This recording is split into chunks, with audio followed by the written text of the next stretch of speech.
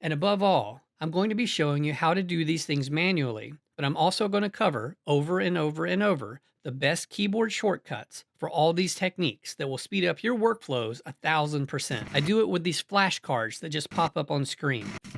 All right, so I want to show you how to use the custom shape tool to add to your designs. So first, let's go over to the custom shape tool. Yours may be preloaded with something else, but if you click the disclosure triangle, you should see one of these 5 options. Typically, it's the custom shape tool is the default one. So let's select it. You notice the tool options bar automatically pre-populated with all the stuff. If you come all the way to the right, you'll see a shape and you'll see a little shape in here. Click the disclosure triangle. What you're going to notice, these are the default shapes that you're given, but I want you to add to that. I want you to have all the legacy shapes Photoshop has ever made in its entire 20 plus year existence. To do that, you actually need to go into the Shapes Preset Manager. So click on the window icon in the Photoshop menu bar at the very top and go down to Shapes. And when you click that, it's going to open up a shapes dialog box and it's going to show you the same grouping right here. If you click these 4 lines at the upper right corner, it's going to open up some options. And right down here, it says legacy shapes and more. This is where the awesomeness happens. Click it. There you go. So now you can close that. I can now go back up to this disclosure triangle and look, I have legacy shapes and more. Toggle it open. There's all the new shapes that came out in 2019, which are pretty awesome.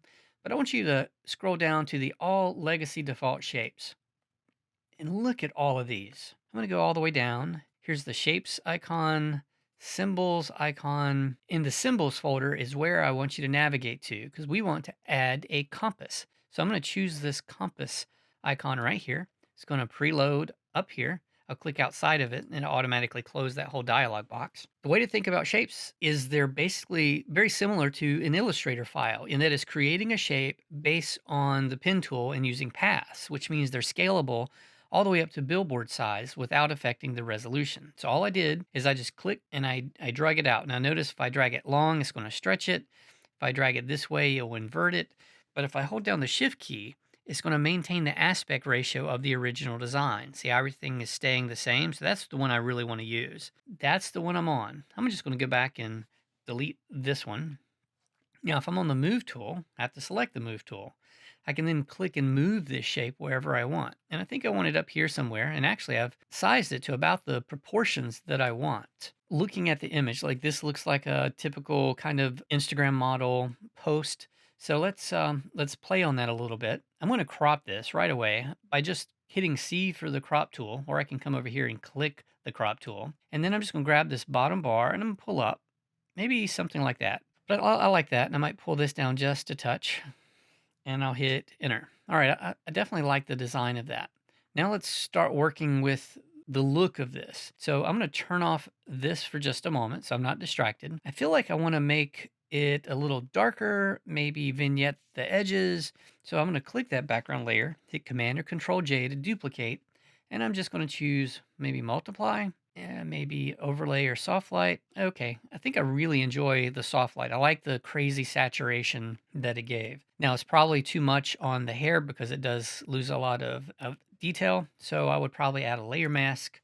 Hit B for the brush. Tap B really quickly so it will activate and lock. And automatically mine came up with black in the foreground, but if yours doesn't, remember you can always hit the D key to activate default colors, and you can hit the X key at any time to swap back and forth. So painting with 100%, I don't want 100%. I'm going to tap the letter 5 to change this to 50%. And then I need the right bracket key. I'll hold it down to make my brush grow, get bigger, and I'm going to do 1 click, 2 clicks, 3 clicks. That's not bringing back all the hair. I'll turn off this eyeball.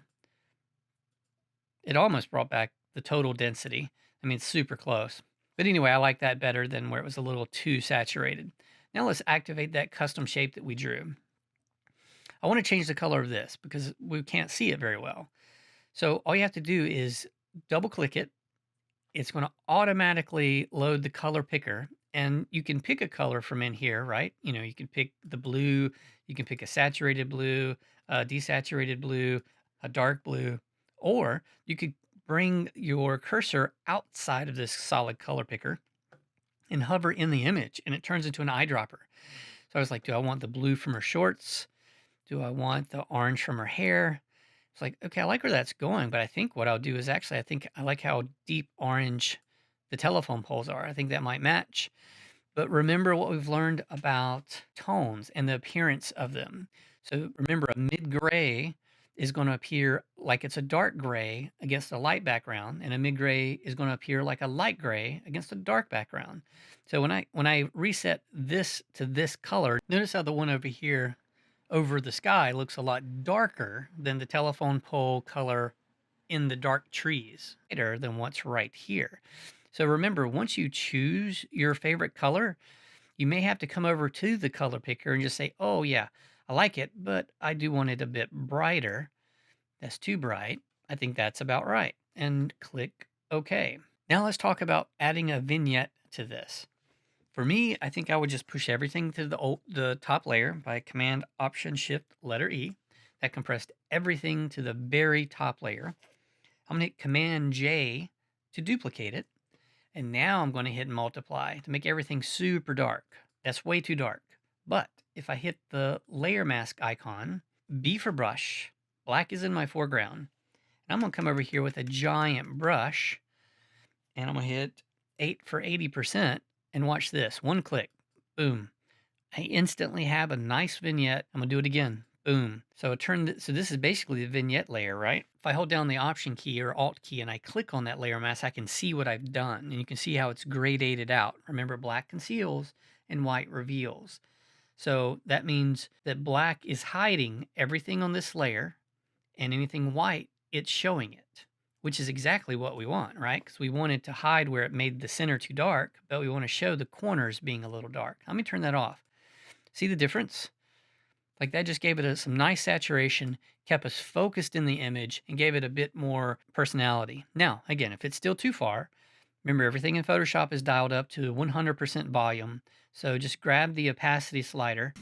A scrubby slider is when you hover over a word and your cursor changes to a left or right pointing arrow, and you just drag it back and forth to vary the opacity. And drag it down just a little bit to taste, 50, 60, 70%, whatever you like. And save this out. And this is what you're going to end up with, but I wanted to show you some fun variations. Once we get into neural filters, you can really go pretty crazy. This is the neural filter with image style transfer, and it's just so cool how many variations you can have to brand your image however you want. But again, I'd like for you to just do that standard processing that I showed in the video.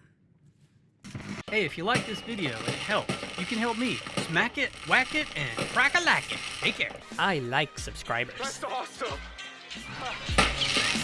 Whoa! Yes!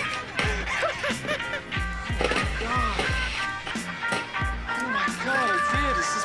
Hey, you stayed to the end. You know what that means? You're awesome. I'm talking about you. Now get out of here.